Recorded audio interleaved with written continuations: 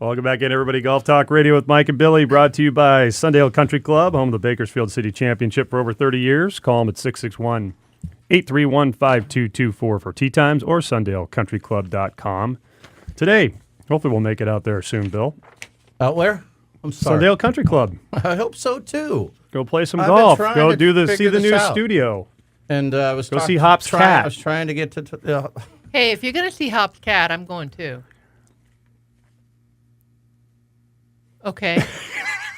that. You're so mean. Hilarious. So, joining us in studio. That's just funny. Joining us in studio is Jim Delaby, PGA professional, director of golf instruction at the Monarch Dunes Golf Course on the Napoma, California, on the Mesa here in the Central Coast. Jim's been part of the show and a friend of ours for many, many years. Recently, he's all excited about this new thing he's got going on called the TNT, which stands for Tempo and Timing. It sounds vaguely familiar, but I do know that Jim's been all excited. I get texts every other day how this is working, and he requested to come on the air and explain this new explosive TNT swing training method. Jim, the microphone is yours. Can't wait to hear all about this. Thank you for the invite, and I did request it too. There you go. You did not? Thank you. You invited me. We did? Yeah. Oh. Thank you anyways. Glad to have you here, Jim. I'm glad you're here. Thank you. Yeah. Thank you. Hey, would you like to come see Hop's cat with us? Yeah, all right. Nope. Can't say anything. 3-second pause. So glad you're here there, Jim. So go on. Billy. What you got?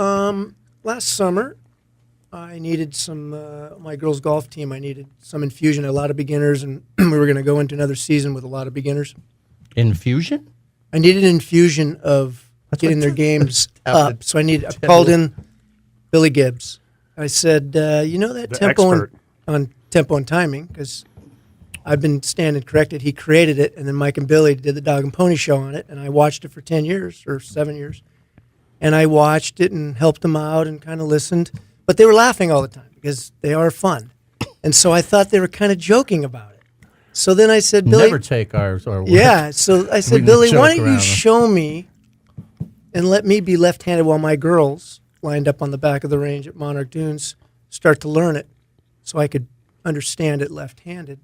And so I got it.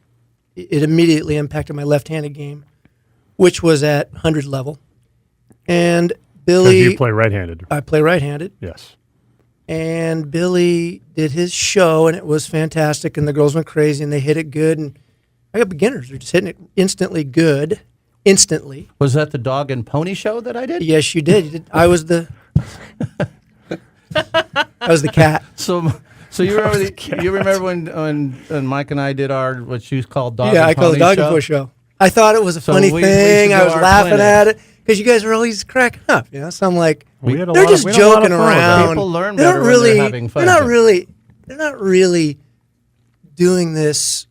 And people were improving. They were, but I wasn't like thinking that way because you guys were laughing all the time. Jim, So now I get to feel it. Proving people to learn better when they're enjoying themselves. I love that. It's a fact. Yes, Ask and that's Scooter over here. probably why I can't get them to improve. I can't get them to laugh. Right. So Scooter. that's why I brought Billy in to laugh.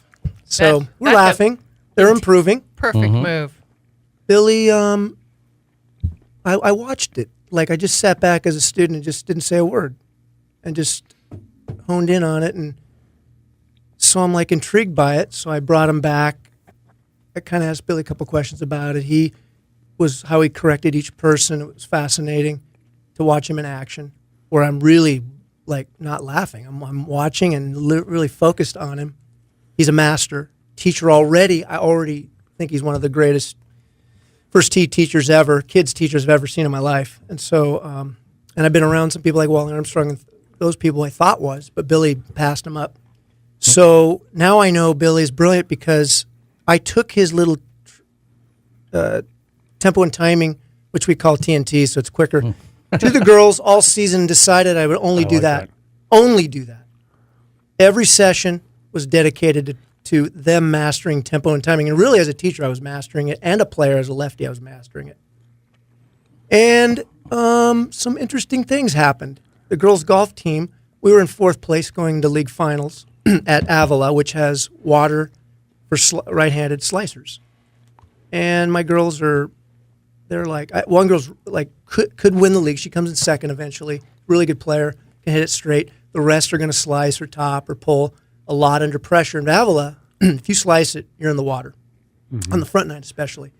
So on the way there, because we had been doing tempo and timing. Can I stop you for a Yes, second? you can. Sorry. Not that it was. I know you were getting good at the story here, but you've said the word tempo and timing a few times, and for the listeners, I think you should at least define those two things. I mean, it makes it a little clearer because when you went from tempo timing to TNT, now I'm it's really fast. So do you mind taking a second or two and explain what tempo and then timing is? I'd love to know. I'm with my guru. I have to be careful how I say no, it. it's all good. It's all good. He is the TNT I guru. was just looking for your email that had how you broke it all down, which is you have that.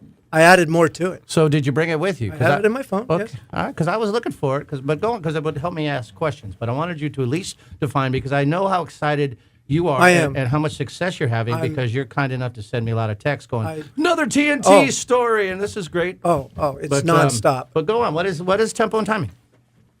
Well, we start with tempo, and let's just go with right-handed golfers so I can say it quickly and not have to say target arm and trailing arm and all that. So I'm just going to say right-handed golfers, your left arm.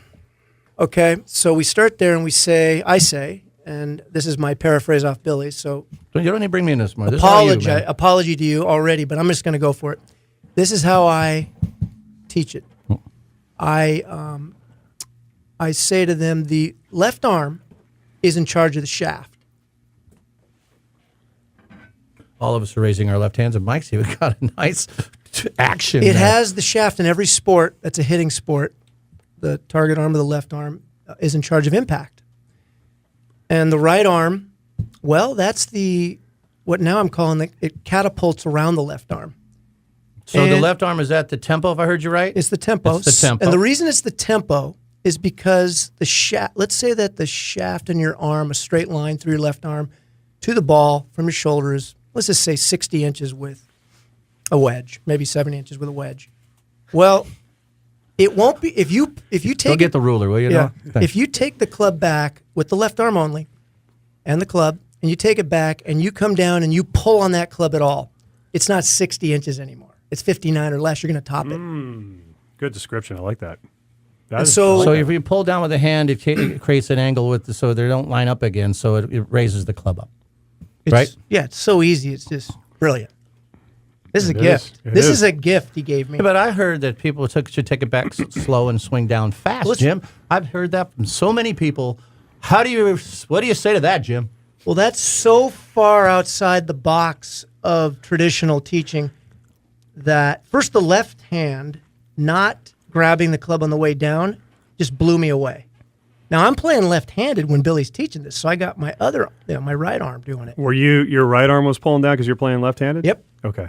For the target arm. When Now you I gotta play say when you target play now. when you play right-handed, just- does your left arm pull down? Well, I was really good at it. No, I'm asking if you. Yes, yeah. I was really good at it. I taught Ah. it. I can do anything with it because I trained it to be strong as my right. So it's basically become ambidextrous, basically. Command be dexterous? Is that what you? Oh, ambidextrous. I'm sorry. So I'm not so lost now, man. Stick with the left arm here. Yeah. I was lost. No way. No way. So, So, Noah's still here. you got this, dude. Left arm. Left arm, target arm, it's in charge of impact in this sense that it has to straighten back out perfectly to hit the bottom of the club, has to go below the equator of the ball to get below the South Pole or at the South Pole to hit a perfect shot in the sweet spot. Has to. If that left hand coming down tugs at all, it's the enemy.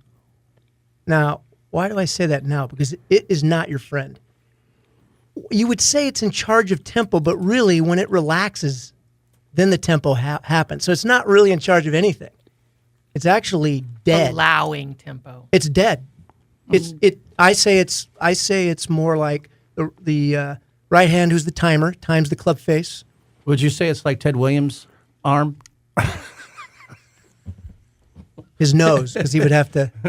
His cheek, his left cheek. Well, I hear you. You're saying it doesn't do a whole lot, but it's holding on to the golf club. So if it was Barely. truly dead, the club would fall out of your hand. So Barely. So okay, barely. You don't have to get mad, Jim. Sorry, love you. It's his thing. All All right. So if you have good tempo and the left arm is swinging back and forth and it barely holding onto the club, Yep. and the club head is allowed to straighten the arm back up at impact, then you've got good tempo, and you can tell that by what? How do you know if your tempo is on? The height of the ball. So the better your tempo, the more true the trajectory, or the height of the ball will go to its perfect height.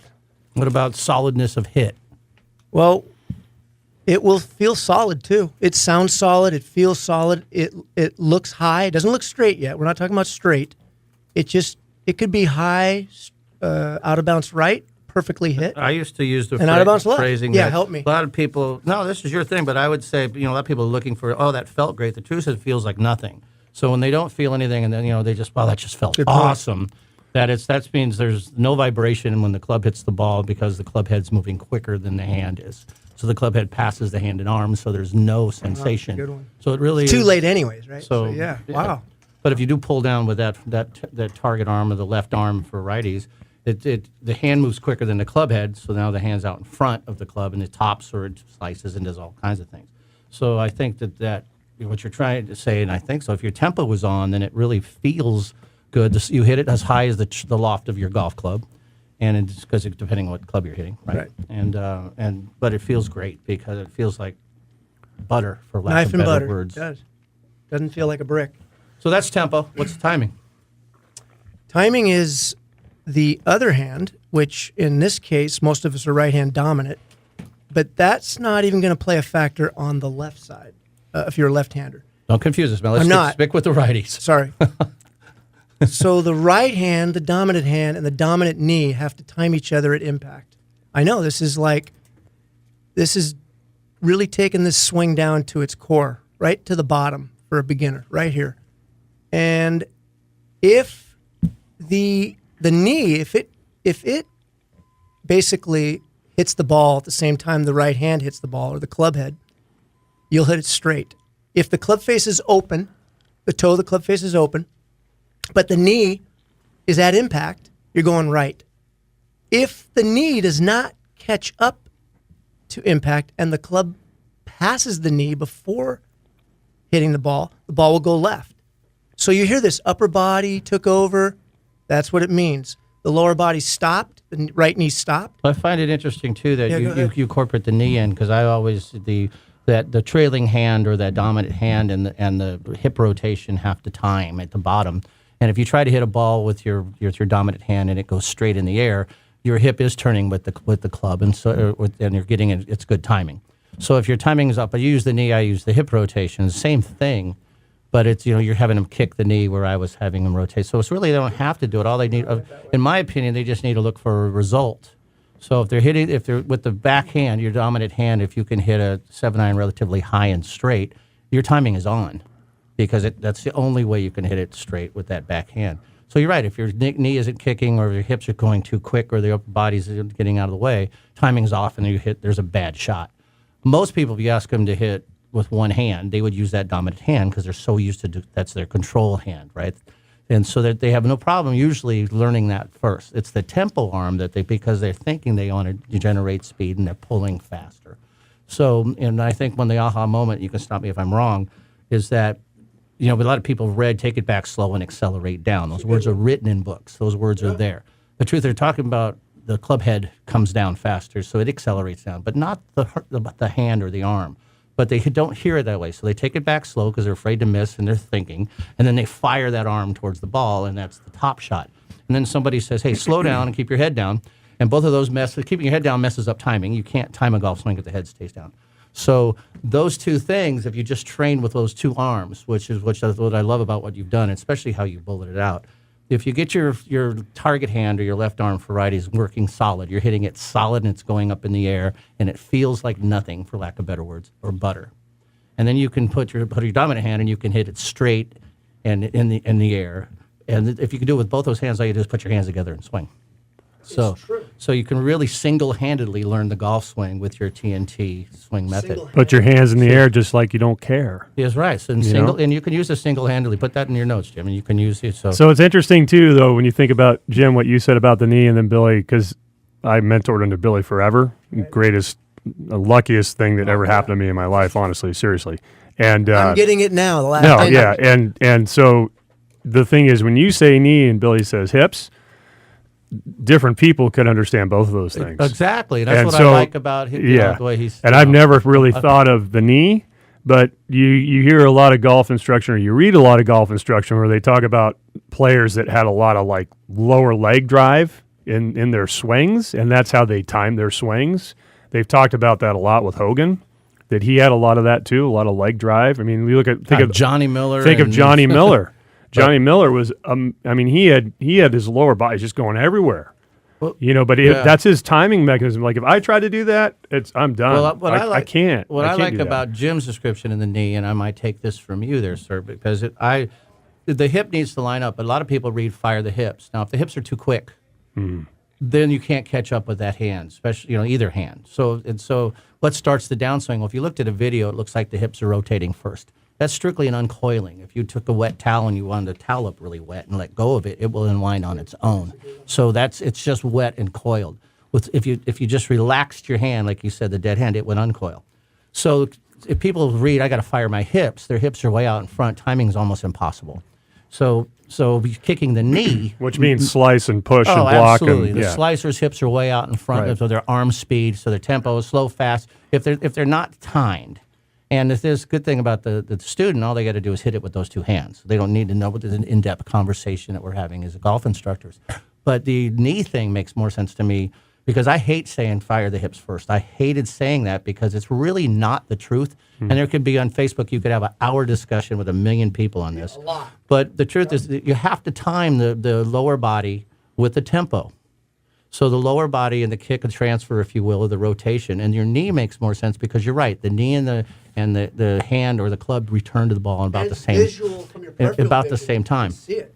So The visual in your peripheral yeah, vision. so I really think it's really a good neat idea that you said that. I like personally because the way you've written it down, you should write a little book on this. We will. I think less, sure, I less promise, is all of us. less is more to the student.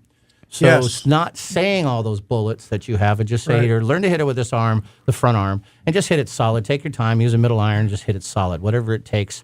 And usually I explain the swing should feel like about 80% back and about 40% down. Love that. Where most people go Couldn't believe when you 40 said that. back, 80 down. The truth is it's the same. So Can we come back to this? Sure. Okay. So I love when you and said we'll that stop to me. Let's stop mid swing. 80-20 killed me. Nice. But yeah, that's what works for That most. turned me around So, right there. but So you guys are listening to Golf Talk Radio with Mike and Billy right here on the Golf Talk Radio Network. Visit golftalkradio.com for the podcasts and for partner information at golftalkradio.com. Also, thank you to McPhee's Grill of Templeton for partnering with us. McPhee'sGrill.com, 805-434-3204. We'll come back with more. did you know that Arnold yes. Palmer has 13 streets named after him, Mike? I did not There know you that. go. I will ponder that. Another little known fact from AP, Mr. Nice. Palmer. We'll be right back. Stay with us.